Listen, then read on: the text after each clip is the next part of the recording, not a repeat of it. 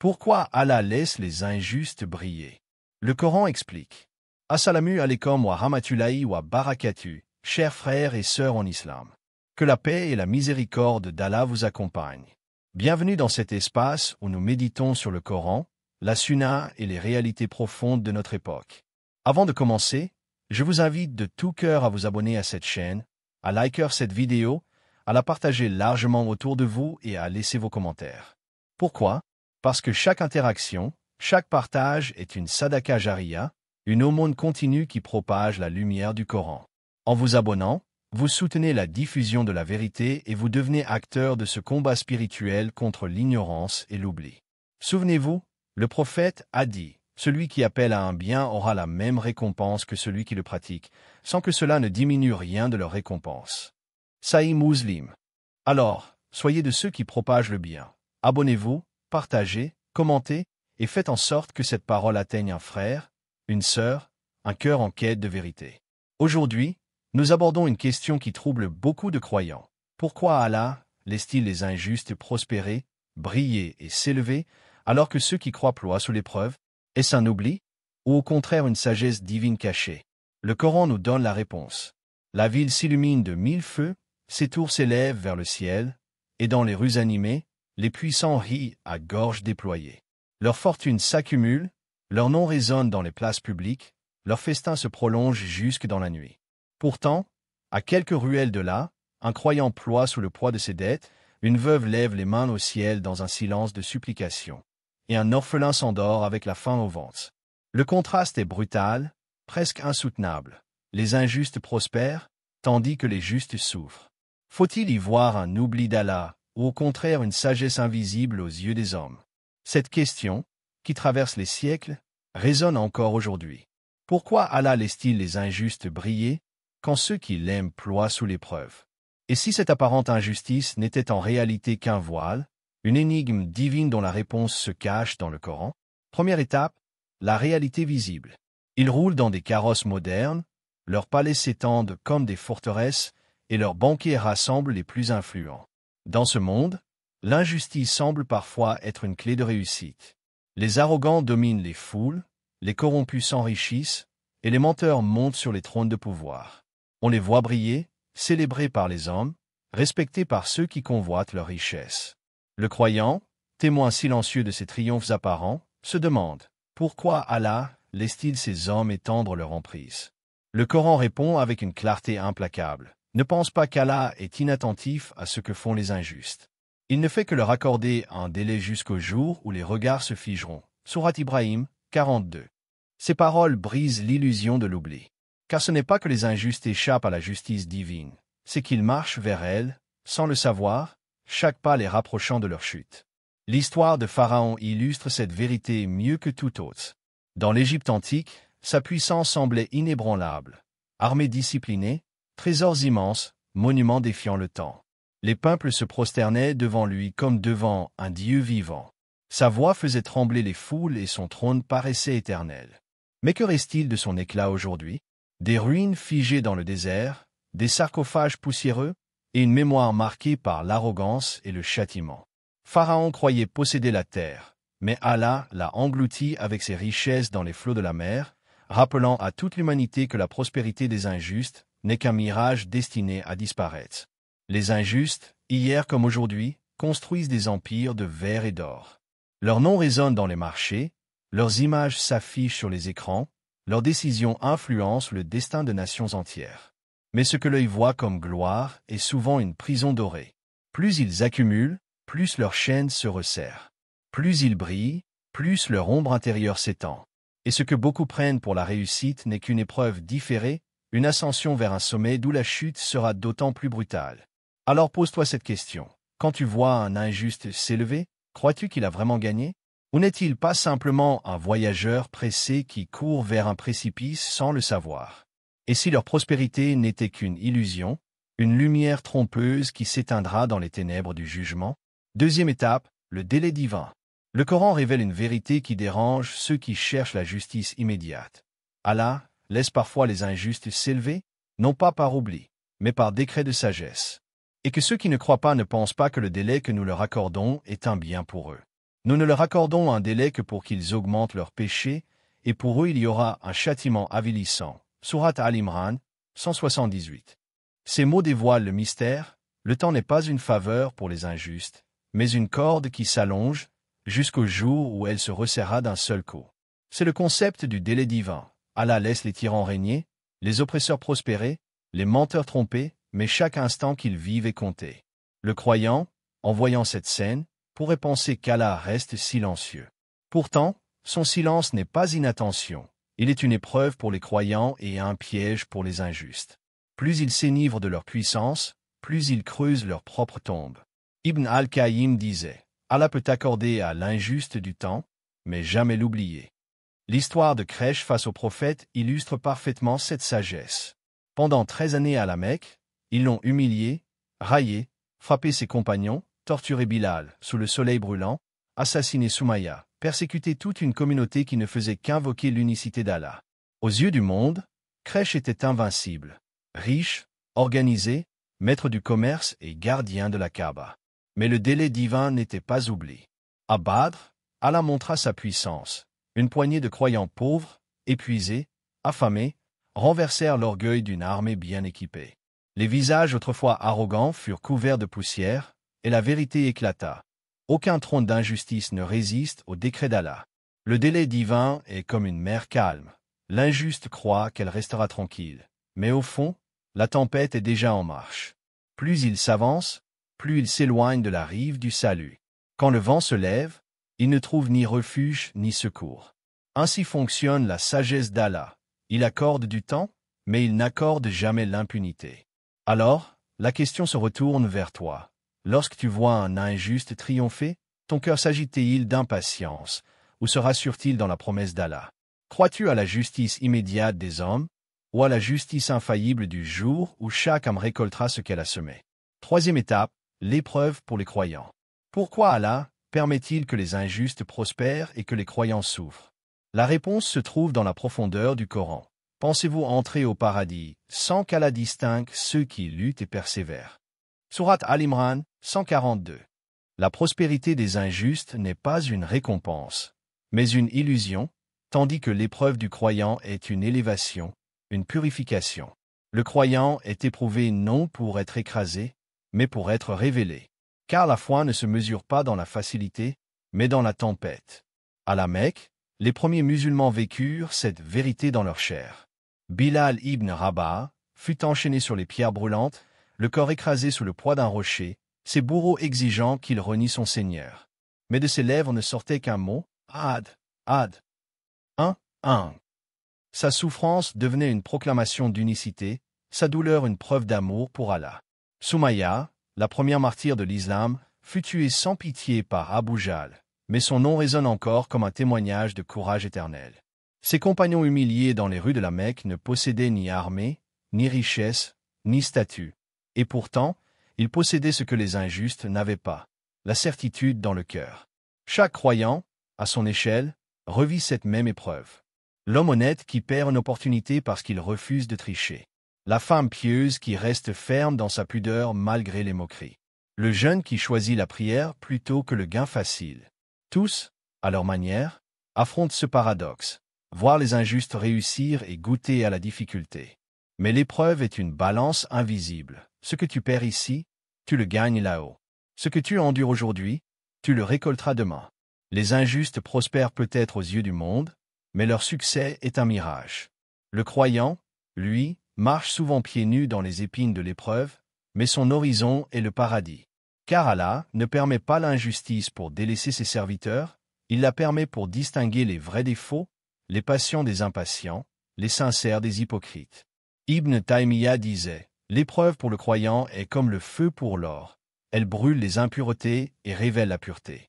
Alors regarde dans ton cœur, ta foi dépend-elle des conditions de ce monde, ou de ton lien avec Allah? Si demain le monde t'abandonne, si les injustes triomphent autour de toi, si tes biens et tes proches te sont arrachés, resterais-tu fidèle au Seigneur des mondes? Ou ta foi n'était-elle qu'une façade, attachée aux apparences et non à l'éternité? Quatrième étape, la vraie prospérité. Qu'est-ce que la prospérité? Dans les regards superficiels, elle se mesure aux villas imposantes, aux voitures rutilantes, au compte bancaire débordant. Mais le prophète a brisé cette illusion en une phrase limpide. La richesse ne réside pas dans l'abondance de biens, mais dans la richesse de l'âme. Sahih Muslim. Ce hadith est une révolution dans la manière de comprendre la réussite. Car combien d'hommes possèdent des coffres remplis d'or mais dorment dans l'angoisse, et combien d'autres ne possèdent presque rien mais s'endorment dans la paix du cœur? La prospérité véritable n'est pas visible aux yeux du monde, elle est un état intérieur, une lumière qui habite le croyant. Ibn Qayyim disait, « Celui qui connaît Allah ne se laisse pas tromper par ce que possèdent les gens. Le monde est une vitrine où les illusions scintillent, mais celui qui a goûté à la douceur du dhikr sait que la vraie richesse n'est pas dans les poches, mais dans la poitrine. Car un cœur rempli de Coran, apaisé par la prière, éclairé par la certitude, vaut plus que des palais vides d'âme. L'argent peut acheter des lits, mais jamais le sommeil. Il peut acheter des bijoux, mais jamais la sérénité. Il peut acheter des rires, mais jamais la joie véritable. L'illusion matérielle est comme un mirage dans le désert. L'homme qui court après croit étancher sa soif, mais plus il s'approche, plus le mirage recule. Et quand enfin il atteint ce qu'il convoitait, il découvre que ce n'était que du sable entre ses mains. Combien de puissants, lorsqu'ils touchent au sommet, découvrent le vertige du vide. Leur rire cache leur solitude, leur pouvoir masque leur peur, leur fortune dissimule leur insatisfaction. À l'inverse, le croyant peut marcher pieds nus dans la poussière et pourtant posséder le monde. Car sa prospérité ne dépend pas de ce qu'il tient dans ses mains, mais de ce qu'il porte dans son cœur. Le Coran dit, « Ceux qui ont cru et dont les cœurs se tranquillisent à l'évocation d'Allah. » N'est-ce point par l'évocation d'Allah que se tranquillisent les cœurs? Sourate Ar-Rad 28. Voilà la clé de la vraie prospérité, une tranquillité que rien ne peut acheter, ni vendre, ni voler. Alors, demande-toi, que cherches-tu vraiment? Une richesse qui brille un instant puis s'éteint, ou une richesse qui brille dans ton cœur et t'accompagne jusque dans la tombe? L'un se disperse comme poussière au vent, l'autre demeure comme lumière éternelle. La prospérité matérielle est une illusion fragile, mais la prospérité spirituelle est une victoire éternelle. 5e étape, le châtiment différé. La prospérité des injustes n'est pas une faveur mais un piège. Chaque richesse accumulée, chaque pouvoir renforcé, chaque victoire célébrée n'est qu'une pierre ajoutée au fardeau qui les attend. Le Coran avertit avec clarté. Ne te laisse pas séduire par la liberté de mouvement des mécréants dans le pays. C'est une jouissance éphémère, puis leur refuge sera l'enfer. Quelle mauvaise demeure! Sourate Al-Imran, 196 à 197. Le croyant, en lisant ces versets, comprend que l'élévation des injustes est semblable à une montée sur une montagne fragile. Plus il monte haut, plus la chute sera brutale. L'histoire de Qaroun en est le symbole éternel. Il possédait des trésors dont les clés suffisaient à épuiser les hommes forts. Les foules regardaient ses richesses avec admiration, certains rêvant de vivre sa vie. Mais son orgueil l'aveugla. Quand les gens lui rappelèrent qu'il devait remercier Allah, il répondit avec arrogance, « C'est par ma science que ceci m'est venu. » Sourate Al-Kahf, 78. En un instant, la terre s'ouvrit et l'engloutit, lui et ses trésors. Sa prospérité devint son piège, son arrogance devint sa tombe. Ceux qui l'avaient envié la veille disaient le lendemain, « Il est certain qu'Allah est en ses faveurs à qui il veut ou les restreint. Si Allah ne nous avait pas favorisés, il nous aurait aussi engloutis. » Sourate Al-Kahf, 82. Ainsi, la leçon fut scellée. La fortune d'un injuste n'est qu'un fardeau qui le conduit à sa perte. Le châtiment différé est une ruse subtile. L'injuste croit gagner du temps, mais en réalité il ne fait qu'accumuler sa propre condamnation. Chaque année où il jouit de son pouvoir est une année où son jugement s'alourdit. Chaque plaisir volé, chaque droit usurpé, chaque mensonge accepté sont des flammes qui s'ajoutent au feu qui l'attend. Ibn al-Jawzi disait, « La plus grande punition d'un pécheur est de croire qu'Allah l'a oublié. » Or Allah n'oublie jamais, il observe et il laisse le temps mûrir, jusqu'au jour où le voile se déchire. Le croyant, lui, ne doit pas se laisser éblouir par ce spectacle trompeur. Car voir un injuste triompher, c'est voir un condamné marcher sur un tapis rouge vers son exécution. Son sourire est une illusion, son éclat une fumée. Toi qui crois, regarde au-delà des apparences. Chaque prospérité sans foi est une dette, chaque succès sans Allah est une malédiction. Alors pose-toi cette question. Préférerais-tu briller quelques années sur terre, adulé par les foules, ou être honoré pour l'éternité auprès d'Allah? Car la vraie lumière n'est pas dans les projecteurs du monde, mais dans la clarté du jugement où seuls les cœurs sincères resplendiront. 6e étape, le triomphe final. Le Coran ne laisse aucune ambiguïté. La victoire finale appartient aux croyants. Et nous avons certes écrit dans le Zabur, après l'avoir mentionné dans le livre, « Mes serviteurs vertueux hériteront de la terre ». Sourate Al-Anbiya, 105. Cette promesse n'est pas une métaphore lointaine, elle est une vérité inscrite dans le destin de l'humanité. Même lorsque l'injustice semble régner, même lorsque les tyrans paraissent invincibles, la justice divine finit toujours par briser leur trône. L'histoire en est le témoin éternel. Pharaon, qui se proclamait seigneur de l'Égypte, fut englouti par la mer qu'il croyait dominer. Nimrod, qui prétendait défier Ibrahim, et même le Seigneur des cieux, n'a laissé derrière lui que des ruines et le souvenir d'une arrogance balayée. Les croisés, qui envahirent Jérusalem dans le sang, furent chassés après des décennies par la patience et la persévérance des croyants. Les colonisateurs, qui imposèrent leurs lois au peuple musulman, furent finalement renversés et humiliés, incapables de maintenir une domination construite sur l'oppression. Chaque empire injuste a une durée de vie limitée, chaque tyrannie finit par se consumer dans ses propres flammes. Le croyant qui lit ces récits doit y voir non pas des histoires anciennes, mais des preuves vivantes que la promesse d'Allah ne faillit jamais. Quand les compagnons du prophète furent persécutés à la Mecque, leur victoire semblait impossible. Pourtant, à peine quelques années plus tard, la bannière de l'islam flottait au-dessus de la Mecque conquise, et les tyrans d'hier baissaient la tête devant la vérité. Ainsi est la loi divine. La patience est la clé du triomphe, et la foi est l'arme qui abat les puissants. La justice d'Allah ne se mesure pas à l'échelle de l'impatience humaine. Les hommes veulent la victoire immédiate, mais Allah construit la victoire éternelle. Chaque larme du croyant, chaque sacrifice, chaque prière est une pierre posée dans l'édifice de ce triomphe. Et quand l'heure arrive, la victoire est totale. Elle ne laisse ni doute ni survivance au mensonge. Alors, que signifie ce triomphe pour toi? Ce n'est pas seulement une victoire politique ou militaire, mais la certitude que la vérité écrase toujours le mensonge.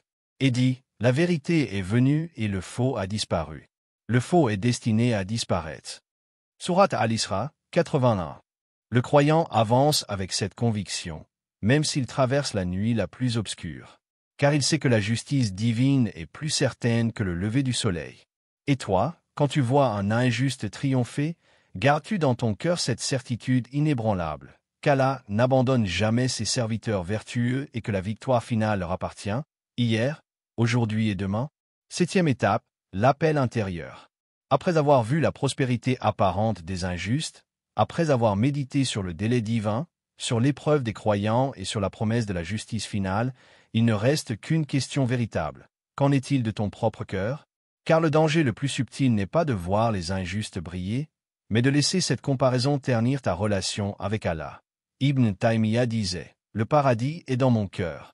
Où que j'aille, il m'accompagne. » Ces paroles nous rappellent que la véritable demeure du croyant commence ici-bas, dans la paix intérieure née du lien avec son Seigneur. Lorsque tu vois un injuste triompher, que se passe-t-il en toi? Ressens-tu la jalousie, comme si tu étais lésé? La rancune, comme si le monde te devait justice? Ou ressens-tu une lumière qui t'élève, une certitude que la justice d'Allah est plus parfaite que tes désirs? L'ennemi le plus dangereux n'est pas toujours dehors, il se cache parfois dans ton propre cœur. La jalousie, l'envie, la colère peuvent te ronger plus sûrement que les injustices des autres.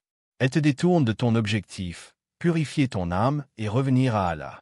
Le Coran le dit avec force, le jour où ni bien ni enfant ne seront d'aucune utilité, sauf celui qui vient à Allah avec un cœur pur.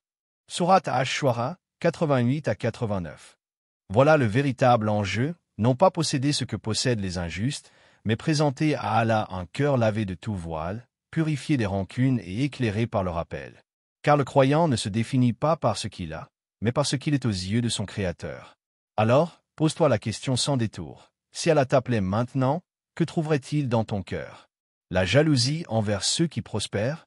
La rancune envers ceux qui t'ont blessé? Ou bien sa lumière, son rappel, sa paix? Chaque jour est une chance d'écrire la réponse. Chaque prière, chaque dhikr, chaque larme dans la nuit est une purification, une manière de dire à Allah, « Seigneur, je choisis ta lumière plutôt que mes ombres. » L'appel intérieur est simple et universel. Reviens à la prière, accroche-toi au Coran, remplis ta langue de dhikr et ton cœur de gratitude. La prospérité des injustes s'éteindra, mais la paix de ton âme restera. La vie est courte, l'au-delà est éternel, et le seul véritable héritage que tu emportes avec toi, c'est l'état de ton cœur. Les injustes brillent, leur palais scintille, leur nom se propage comme des étoiles filantes dans la nuit. Mais cette lumière n'est qu'une illusion, un éclat fragile voué à disparaître. Car la vraie lumière n'est pas dans l'orgueil des hommes, ni dans leurs richesses éphémères, mais dans la guidance d'Allah, une lumière qui ne s'éteindra jamais. Le Coran, la prière, le dhikr, voilà les flammes qui illuminent le cœur et traversent l'obscurité de ce monde. Tu as vu que la prospérité des injustes n'est qu'un piège, que le délai divin est une épreuve, et que le triomphe final appartient aux croyants. Mais la question demeure, que choisis-tu pour toi? Veux-tu briller quelques instants dans l'illusion, ou rayonner pour l'éternité auprès d'Allah? Chers frères et sœurs, nous avons vu que la lumière des injustes n'est qu'une illusion passagère, tandis que la vraie lumière, celle du Coran et de la foi, ne s'éteindra jamais. Allah nous rappelle que la patience est une clé, que le délai n'est pas oubli mais sagesse, et que le triomphe final appartient toujours aux croyants. Alors ne laisse pas les apparences troubler ton cœur. Attache-toi à Allah, au rappel et à la prière, car c'est là que réside la véritable prospérité. Ô Allah, éclaire nos cœurs de ta lumière, affermis nos pas sur le droit chemin, protège-nous de l'injustice et fais de nous des serviteurs patients et sincères.